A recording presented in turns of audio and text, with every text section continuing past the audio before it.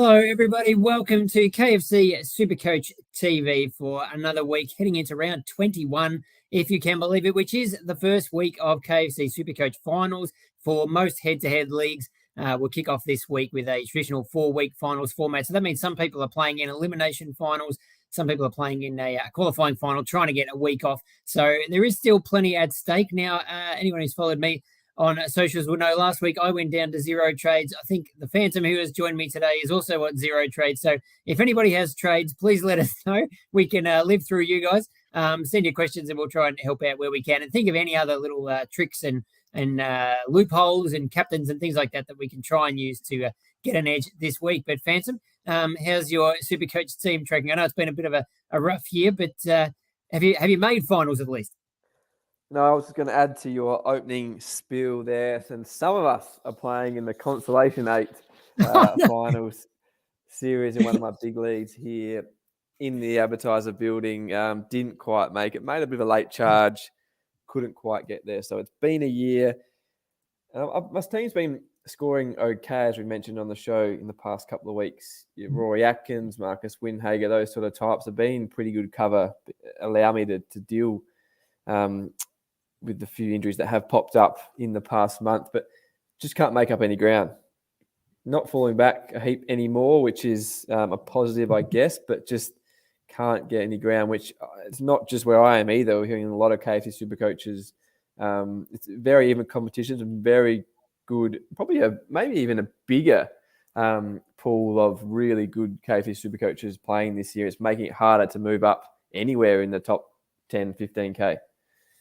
Yeah, I think that's definitely true. I mean, there's so much good advice out there now, and we can maybe some consolation is that we may have contributed to this, but yeah, the fact that there's so many people who are really engaged with the game and who are making smart moves all the way through the year. I mean, last week I scored 2,600, just over that, which is normally that's a monster score, and I went up about 100 spots in the overall ranks, and I'm not really at the very pointy end, so it is very difficult. And a lot of people, I guess, have some of those real key players who have been scoring, the big points for us for a lot of weeks, an Errol Goulden or Connor Rosie, and these kind of players are in a lot of teams now. So, yeah. Josh Dunkley, you'd be surprised to come across a team that doesn't have them. So, teams are a little bit similar, which is always sort of tends to happen at this time of year. Everybody wants to jump on the good players. But I guess we could kick off the show by talking about the biggest trade of the week. Now, you should give us some intel over from Adelaide. What can you tell us about Luke Nankervis? Because I don't know anything about him, but he's the most traded-in player this week. Well, if you have been following our content, which you just talked up this year, we did mention him. I was pretty hot on him earlier in the year in our Rookie Bible to start the year. It won't be long now until we will be launching 2024 Rookie Bible. It's somehow the season has gone through like that again. But I was there on Saturday night for the showdown. He was in the sleeves.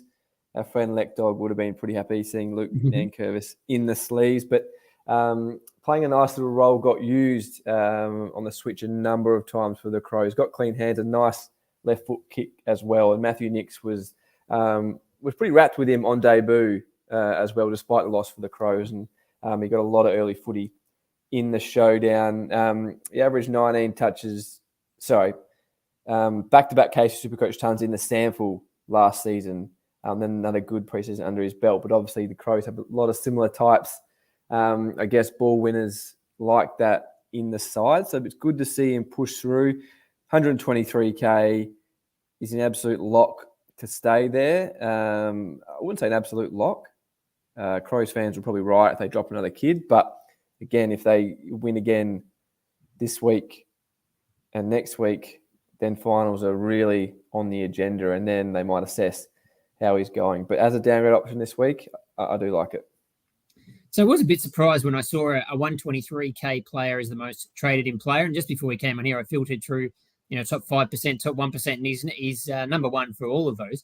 Although the numbers get pretty small when you're getting to the top 1%. I don't think too many people there have too many trades left. But what do you think the play is there? Are people, I mean, surely they're not trying to play him on the field, but I guess it's like if you've got a Sheldrick or even a Matthew Johnson, or I've seen people cashing in a Ryan Marriage type, who you don't really need. You're just freeing up 100 grand potentially on the bench. and then that could, you'd need one more trade, but you could then use that to upgrade a player who you maybe not that happy with, maybe one of these sort of sub primos, and turn them into an absolute top liner in time for finals. Is that what people are doing, you reckon?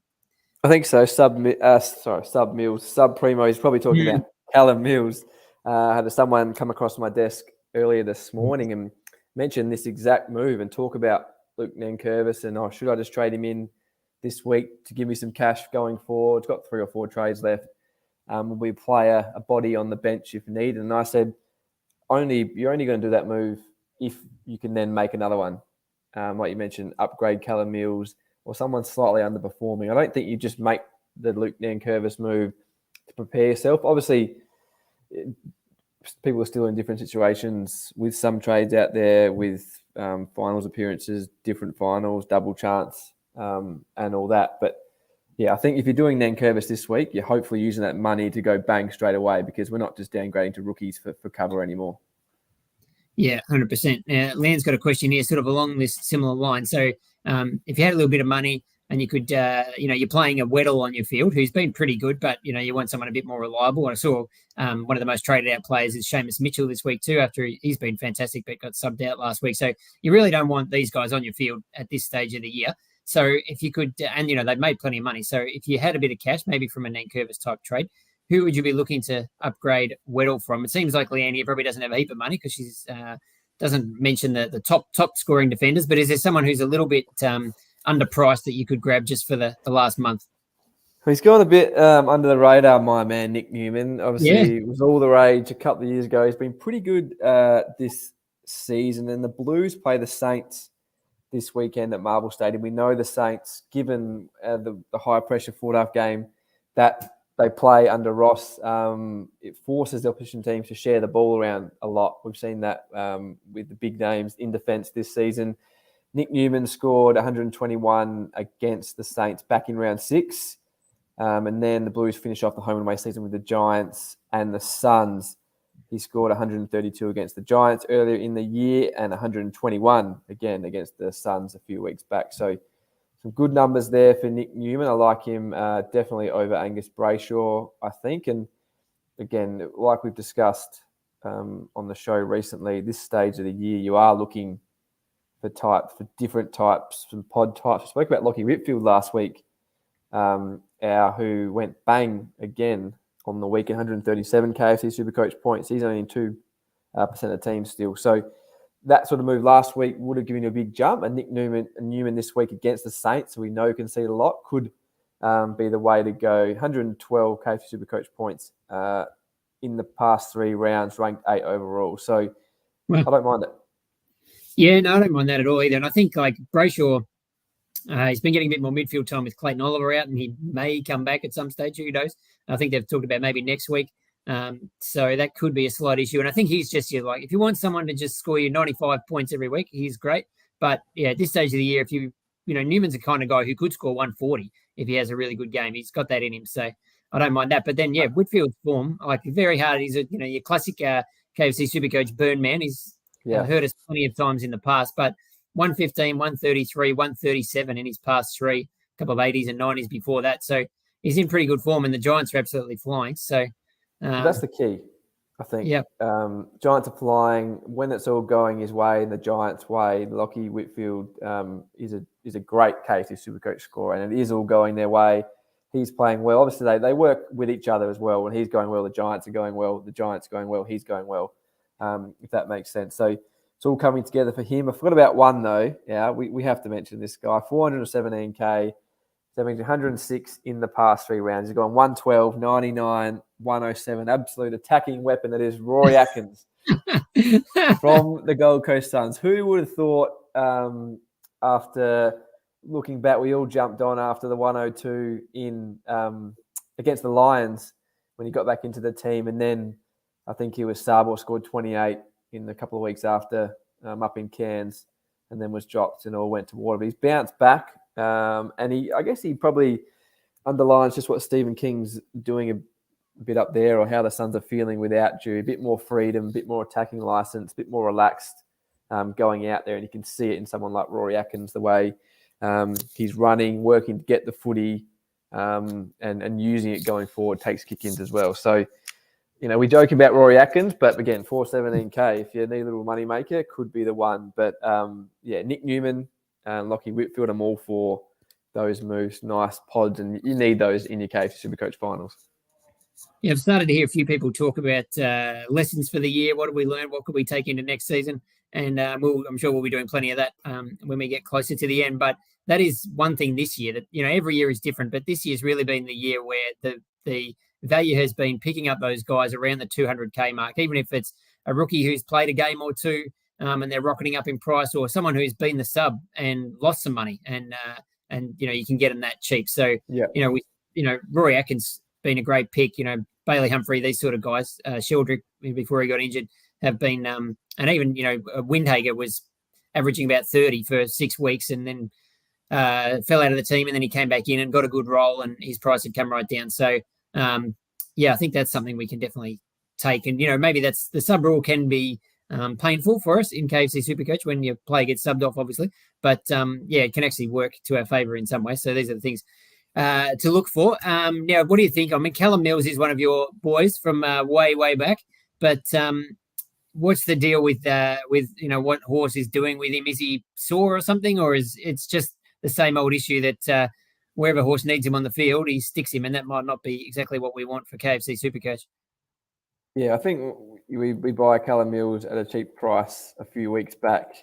We all buy him knowing that this could happen. I think you can't really be surprised that it's happened, given how he's been used in the past, how good he is for Horse, how many good young midfielders they've got. But he can definitely come out. Things could change again this week. Scores a KFC SuperCoach ton. He hasn't been going massive like he did last year as a pure midfielder, but still can get you 90 to 100, even with a few bigger stints like he had in the previous few weeks. But with Nathan's move here, I think someone like Noah Anderson is going well enough. I'd go with that move. Then it might give you the option to loop a Mills or loop or Anderson, loop and Anderson type there, depending who else you've got, rather than using all your money to go to Mills, Petrarca. Despite how good Petrarca has been, I still think the play there and the way you get more points out of it over the next 3 or 4 weeks, I think is probably the Sheldrick to Noah Anderson. What do you think? Yeah, because I just think there's still 4 weeks to go. We've actually had, for about the first time all year, a week where there's hardly any injuries. Although Tug Miller, I'm not sure where that investigation is at, that there's still some possibility that he might have to answer some questions about an awkward tackle on Dane Zorko last weekend, which wouldn't be great for my team. But no. I mean, it's bound to happen in the next, what if in 2 weeks' time, one of the rucks goes down and they miss the last 2 rounds or something, and half the competition is playing donuts on the field because they don't have any trades left and they don't have any bench cover. If you've got, some swings and you can bring on a Mills off the bench, you could be in, that could gain you 150 points, minimum over the last 2 rounds or something. So it's all, a bit of guesswork, but the way this season's gone, I'd be very surprised if we go another month without something like that happening. Yeah, exactly. And we've spoken about this numerous times on a big season for a bit of KFC SuperCoach carnage. So, yeah, that's the second layer to why I think Nathan's got to go that path. Now, Adrian here has brought up Dusty Martin, and I must admit, I think on two occasions in the last month or so, I've looked very closely at bringing him in, and I actually just two. Talk myself out of it, thinking, no, I'm not seeing this objectively. I'm biased because I love him, but he would have been a great pick. He's in very good form.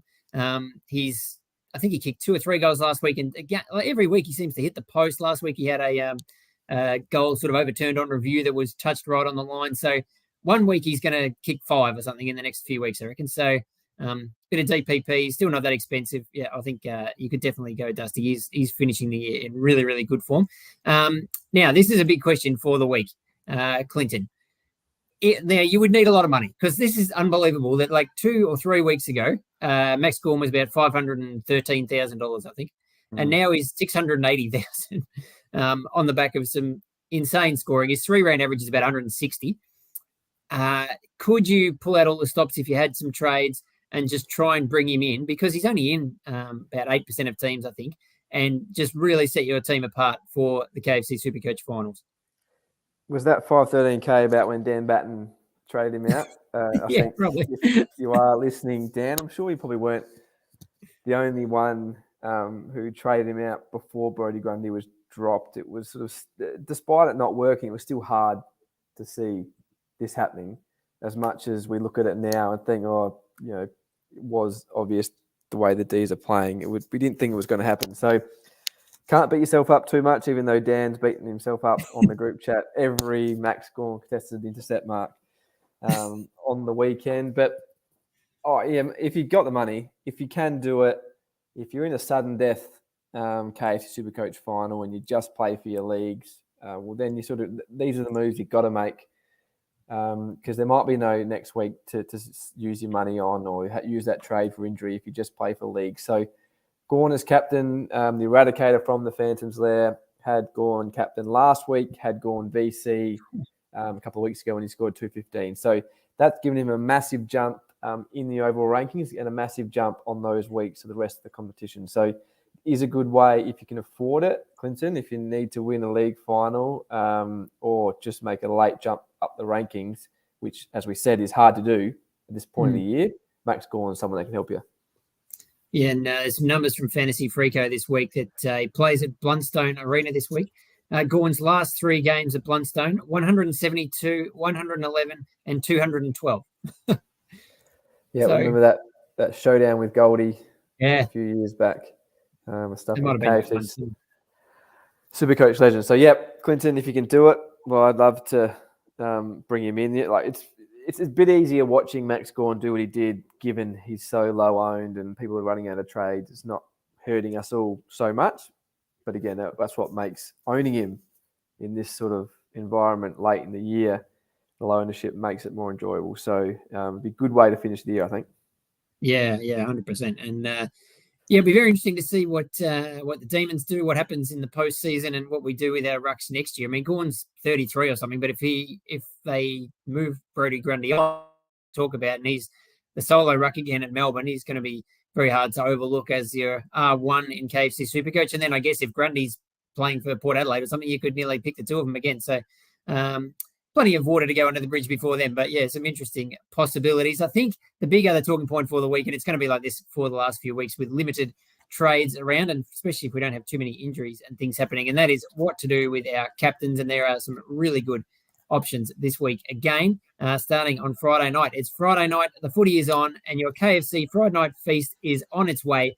Score free delivery on your Friday night footy feast every Friday when ordering through the KFC app or kfc.com.au. It's game on, and Phantom will be ordering a big bucket of KFC this week. I'm going out to my mum's place, who is a Bulldog supporter. I'm obviously pretty hardcore Tigers, and we'll be watching the game together. And it'll be interesting. We might need lots of KFC to help us get through. But in terms of KFC SuperCoach, there are a bucket load of options for the captaincy, and really all on the Bulldog side, even though they're a funny old team, the Dogs, because they're just sort of at the bottom end of the 8, but they've got 3, I think, of the top 7 overall scorers in SuperCoach this year.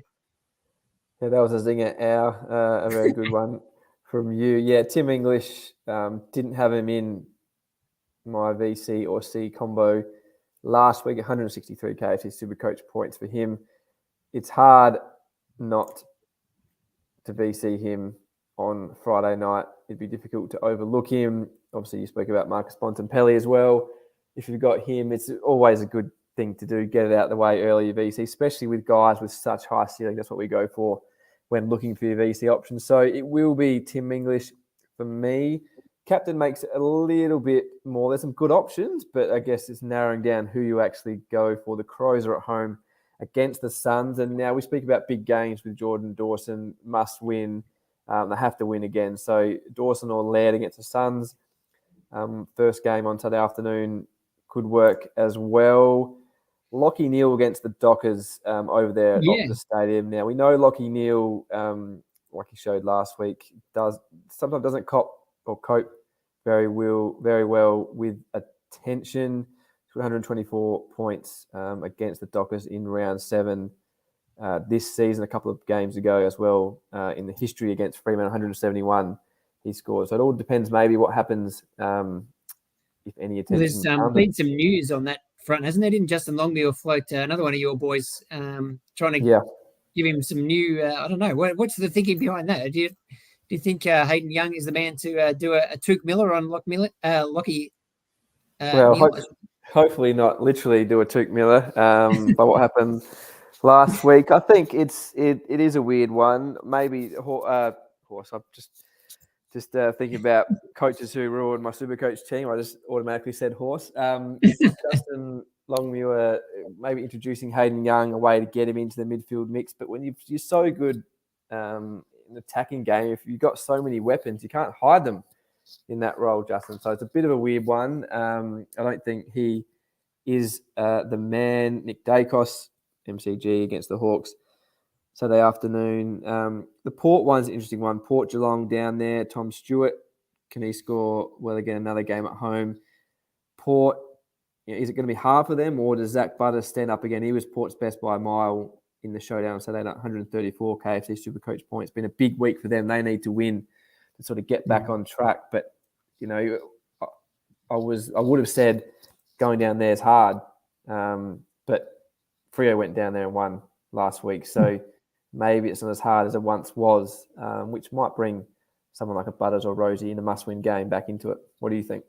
I think the actual highest projected score of the week in KFC SuperCoach is Dan Houston. So if you've got him, about 140, I think. So if you've got him, you could put him into your VC or C mix. I think, Zach Merritt definitely against the Eagles. Yeah. That really jumps out. So it's just a question. I think it gets a little bit tricky with the order of some of these games. I mean, the obvious play, I guess, is to go one of the doggies on Friday night. I mean, Tim English, Toby Nankervis is back this week from suspension. So be interesting to see whether the Tigers try and play 2 rucks with Ivan Soldo, who's been pretty good. And he did just about everything you could do to try and stop Max Gawn last week. Still scored about 130 KFC SuperCoach points of his own, but Max was just on another planet there towards the end of the game. But I'm not sure how those, double teaming English, would that really work? I mean, he gets most of his points around the ground anyway.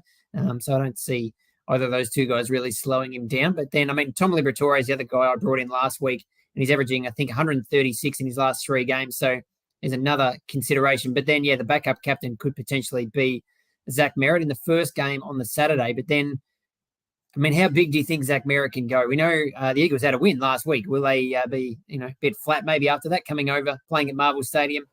They've given up some ridiculous scores to opposition, key forwards, but midfielders as well this year. And is it going to be better because what happens if you go Bontempelli and he's 125? Do you take that, or, would you back in Merritt, or is it better to just pass on the Friday night game, have Merritt as your VC, just in case something happens, Xavier O'Neill goes to him or something like that. And then if it doesn't quite work out, then at least you've got the rest of the round of Petrarca on Sunday against North Melbourne as your backup.